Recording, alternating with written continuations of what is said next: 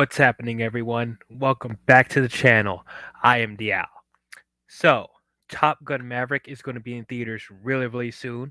So, let's go back and talk about the original Top Gun that came out in 1986, starring Tom Cruise himself.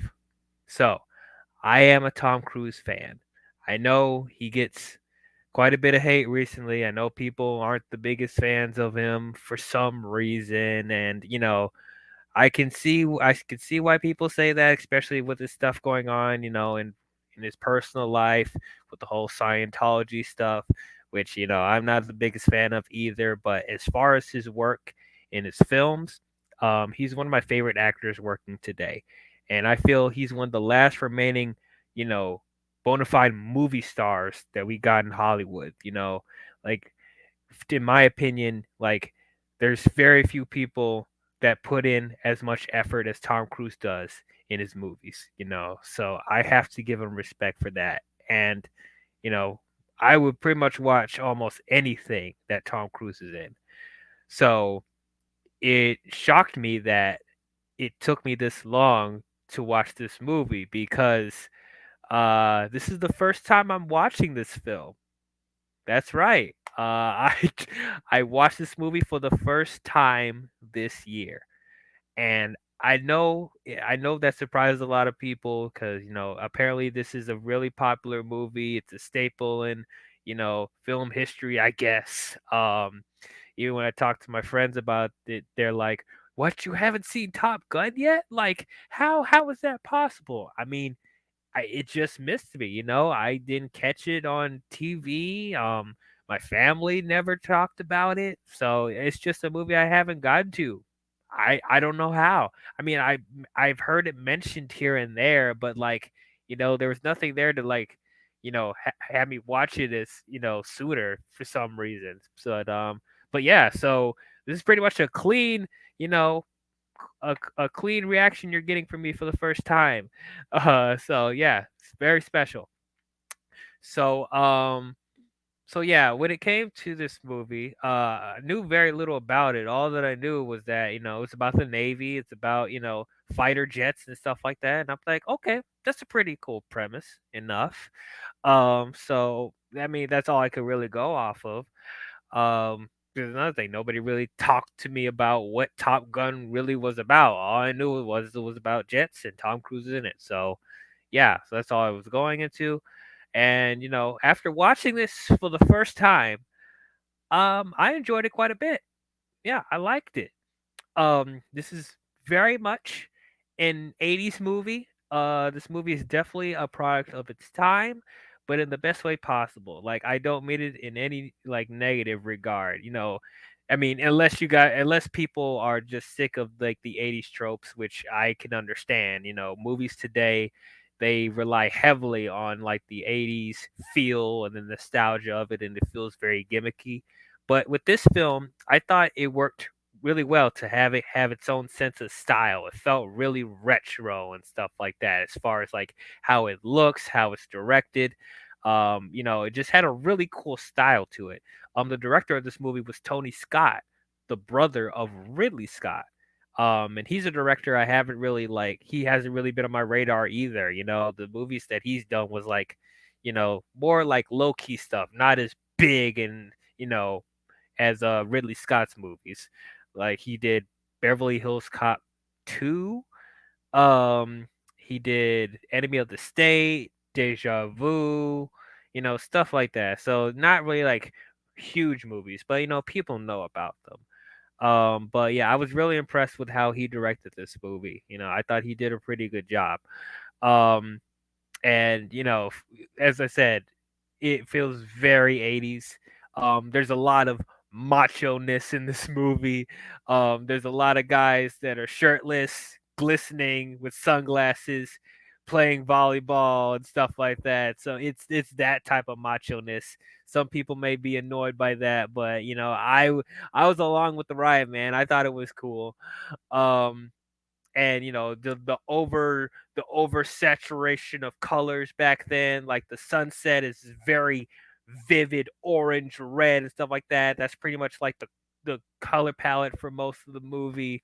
um So and then you of course you have the 80s tracks going on. Of course, we got to talk about the main track that they would play, Highway to the Danger Zone. That's a really good song. I really liked it, and I liked how it was used in the movie. But yeah, man, that was cool. And then of course, you have the cheesy romance in the film as well, which I was with it. I actually liked the romance in the movie as well. So it's that type of 80s stuff going on. So it's like it definitely, as I said, product of its time, but that's what made it charming to me. That's what I ended up really liking it. Tom Cruise as Pete Mitchell, aka Maverick. I thought he was really good.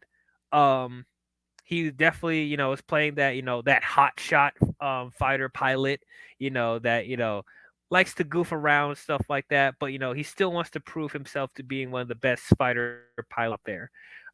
So definitely enjoyed him. He definitely, he was he has his like ego-ish moments in the movie, but he had that heart of gold, he still meant business, and that's what I really liked about his character. He was very heartfelt, even though he was playing this hotshot pilot that likes to goof around and doesn't play by the rules. It's that type of action hero type of stuff. Like we don't really get these type of action heroes in movies anymore.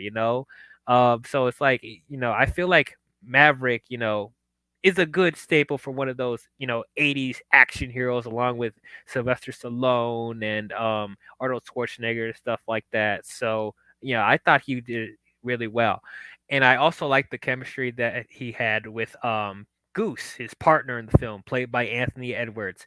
I definitely liked their dynamic in the film. You could definitely tell they were really close friends. They've known each other for years, and they work off of each other really, really well when they're in their fighter jets. He's Maverick is the one piloting the ship, and Goose is in the cockpit and stuff like that. So they work off each other really well. It wasn't just the Tom Cruise show. They actually you actually see him working as a unit with Goose. And that's what I really, really appreciated, because it could have easily just been the Tom Cruise show and he's doing all the work himself. But in this film, they actually went out their way to show that he actually has a partner, and they actually have a dynamic. They actually know how to work with each other really well, and they have a really good friendship. So I really like that. And as I said earlier with the romance, I really like the romance between Maverick and Charlie in the film. Charlie is, I guess, is one of like the recruiters and instructors for the Top Gun program that Maverick and Goose are appointed to be in. So it's that whole, student falling in love with a teacher, technically forbidden romance type of stuff that easily could have came off cheesy, but in this film, it was actually very endearing, and I actually like seeing these two together.